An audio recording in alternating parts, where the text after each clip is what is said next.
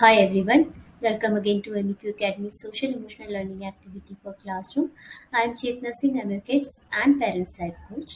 So the topic that I will discuss today with you is low EQ in children. So many times, children around us have a low EQ, but nobody, not even their parents, realize this fact. However, they may wonder that why their children do not behave in a particular way, or they throw, tantrums. They are always angry, and they are not able to socialize, and they are not able to show normal, behavior in front of people. So all these things they are going through, but they hardly know this fact that their children might have a low EQ. So first of all, we have to explain our children that what is EQ. So moving ahead, and let's start the workshop. So what is EQ? EQ is the capacity to recognize, harness and control your emotions, to reduce stress, improve communication, empathize with others, overcome obstacles and diffuse conflict. In a simple terms, it is, EQ is emotional intelligence, which is an ability to identify and regulate one's emotions and understand the emotions of others also. So a high EQ helps us to build, strong relationships, reduce stress and anxiety, diffuse conflict, improve behavior, and enhance, empathy, kindness, gratitude, and motivation. So while IQ or intelligence quotient is a measure of your ability to solve problems and think logically, EQ or emotional intelligence measures your ability to understand and manage emotions. Your EQ can have a greater influences on your success in life than your IQ. So this is, a fact that we need more EQ than IQ.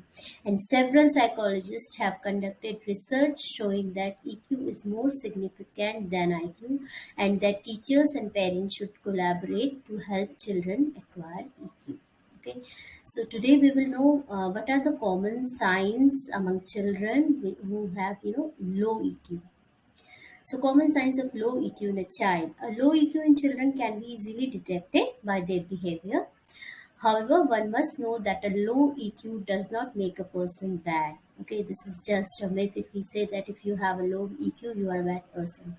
It just means this that his or her ability to understand emotions will be lesser than others. And this may cause issues in their daily life. And the good news is that we can always enhance our EQ. So, what are the common signs of having a low EQ? Trouble understanding emotions. So, such children may have trouble in understanding their own emotions and the emotions of other people, unable to share feelings and express their points. So, these children cannot, identify what they are feeling. They cannot share whatever they feel, and they cannot easily express their point to others, getting offended soon as they cannot take criticism. So many children often, very soon, if we start criticizing them or giving them a negative feedback, it happens with adult also. Having no empathy for others, so such children do not know how to show empathy, and even if you are crying in front of those children, or the or child having a low EQ, he may not be able to, calm you or say something to you.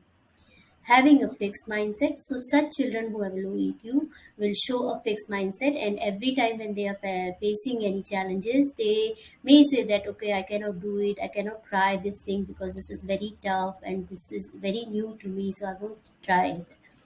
Doing self-negative talks, again, such kind of children may do a lot of self-negative talks, like I'm not good enough, I cannot perform things correctly. So these kind of things they often tell themselves.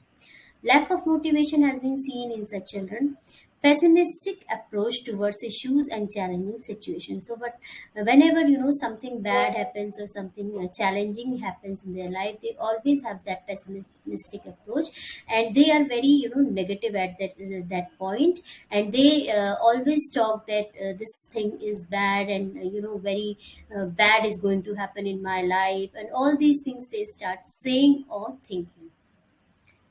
Okay, so these are some of the common signs. Now, as a teacher, you can also look around and pay attention to the children, to the students, and you can just observe their behavior, and you will know that who are those children who have less EQ. And you can tell this thing to the parents also during PTM, that how they can identify if their children are having a low EQ, right? So, what are the reasons for having a low EQ? There might be multiple causes behind having low EQ, but some of the common reasons are as follows. Poor parenting style and upbringing are the root causes of any imbalance in an individual's personality. So, parenting style has a major role if a child has, a low EQ. Mental health issues. Children who have a chronic illness from birth have trouble comprehending emotions and cannot communicate their feelings. Children with ADHD and hyperactivity might have low EQ. Financial and emotional crisis in early childhood. Families who struggle to meet their daily necessities may lack emotional regulation skills. Okay. Whereas parents who are financially secure, who are very, well off, but too busy working, may not be emotionally present for their children, because both parents are working and they are not available for their children emotionally and physically both. As a result, such children are likely to have low EQ. Loneliness and an unwillingness to socialize. So, some children who are overly shy or timid and introverted may also have low EQ, since they find it difficult to express their emotions. So, these are some of the reasons for having low EQ. So, you can discuss it with the parents, because yeah, if teachers and parents collaborate, they can easily identify the problem of the children, and they can teach the children through various tools and techniques how they can develop, EQ of their child. Some of the ways to raise EQ: enhance emotional vocabulary. So we have many activities by which, children can enhance their emotional vocabulary, so that they can easily identify and name that emotion which they are feeling. Name and accept your feelings. So we need to, normalize sharing our emotions, so that children will start naming and accepting their feelings, and in fact sharing their feelings. Talk to people about your emotions. So again, we as a teacher or parent, we need to normalize this thing, that we should talk more about our emotions, and we should tell our children that it is okay to feel anything, and it is, good to share your emotions with others. Be kind to others without any reason. So you have to be kind in order to raise your EQ. Empathize with others. So whenever you see someone who is sad or crying, you can go and ask them that what is the reason of being, sad or crying. So you have to make this a habit in front of your children, that you are also empathizing with people. Practice positivity. So the atmosphere at home, atmosphere environment in the classroom should be very positive in order to enhance children's EQ. Practice mindfulness. So how you can make the whole atmosphere positive? By practicing lots of mindfulness activities.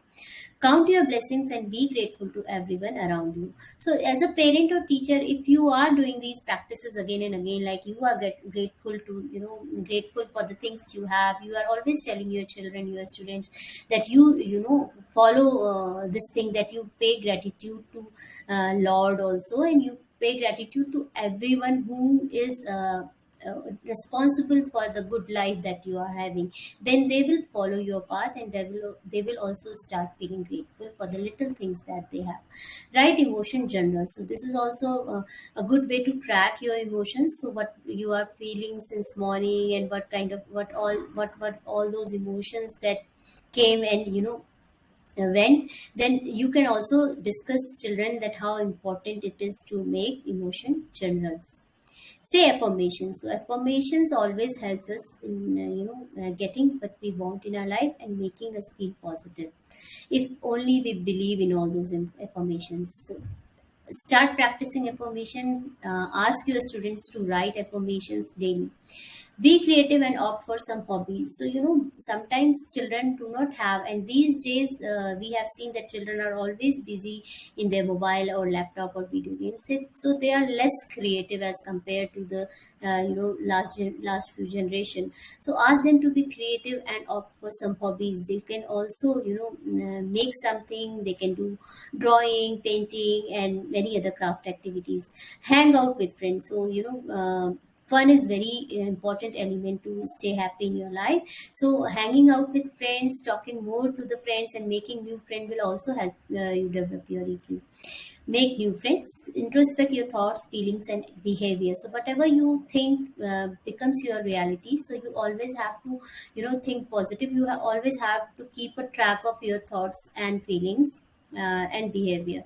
Be ready to learn. So learning should be, a lifelong process, and you must tell your student that always be ready to learn. Never think that you have you know everything and now you do not know, need to learn anything else. Okay, so these are some of the ways by which you can help your children develop EQ.